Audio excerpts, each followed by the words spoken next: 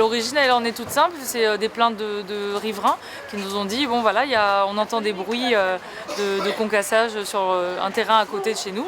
En parallèle, nous on avait reçu une demande d'autorisation effectivement pour ça sur la Ravine Latanier, sur Sainte-Thérèse. Voilà, ce sont des terrains privés.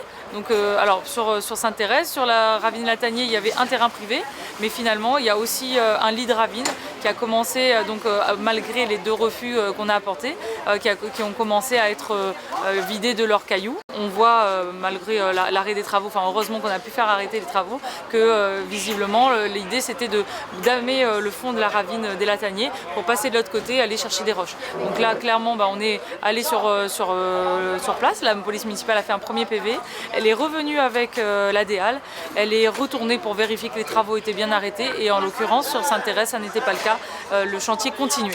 Donc là j'ai dit aux grands mots les grands remèdes, je vais monter sur place avec la police municipale, la gendarmerie en renfort et les médias pour vraiment alerter l'opinion publique et les possessionnés, les réunionnais en général, qu'on ne doit pas céder aux pressions de ces concasseurs marrons. On doit faire en sorte vraiment de leur imposer de respecter la loi et voilà, de ne pas aller sur des choses qui vont mettre en péril ensuite les habitations qui se trouvent en contrebas de ces chantiers. Non, de sécurité, protection de la sécurité des habitants. En tant que maire, j'ai ce devoir de police qui fait que quand quelque chose met en péril une partie de ma population, je suis garante de la protection de la sécururité. Donc c'est ce que j'ai fait. Alors le chantier en question, grâce à cette intervention couplée, s'est arrêté.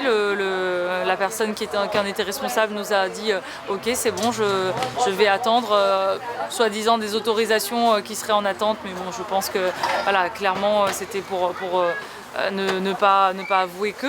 En tout cas, voilà, nous, mairie, nous sommes en charge du plan local d'urbanisme. Cette zone est une zone naturelle, on n'a absolument pas le droit de la défricher. Donc là, maintenant, on va mobiliser l'ensemble des Réunionnais parce que malheureusement, ça a commencé sur la possession parce qu'on est près du chantier de la route du littoral. Mais clairement, sur d'autres communes, je pense que les mêmes problèmes vont bientôt arriver. Le chantier, on en a pour plusieurs années. Il faut absolument, dès le démarrage, qu'on mette les choses au clair et qu'on fasse comprendre à ces transporteurs marrons qui essayent de se faire de l'argent sur le dos des citoyens qu'on ne les laissera pas faire. Alors, d'ores et déjà, ce qui s'est fait, c'est qu'une délégation d'enfants est venue avec nous et a participé à représenter la Réunion. C'était les seuls Réunionnais à représenter la Réunion au Festival Créole des Seychelles, qui est un festival reconnu assez largement. Ensuite, on a d'ores et déjà décidé de mettre en place comme ça des partenariats. Donc on a une conteuse réunionnaise, Madame d'Ambreville, qui va aller dans les écoles séchelloises faire des contes et inversement, elle va ramener des contes des Seychelles pour les faire connaître à La Réunion. Ensuite, on est en train de voir avec le TCO et Cycléa pour amener l'expertise par rapport aux déchets, parce que le tri des déchets, la collecte sélective n'existe pas encore aux Seychelles, et leur permettre eux aussi de sauvegarder leur environnement et de faire en sorte vraiment que la belle île les belles îles des Seychelles restent le plus propre possible. Et enfin, au niveau sportif, le CAPOS qui a une expertise pour l'ouverture et le tracé de sentiers et la mise en place de courses va aller pour mettre en place un trail pour les Seychelles et voir comment au niveau touristique leur amener une plus-value.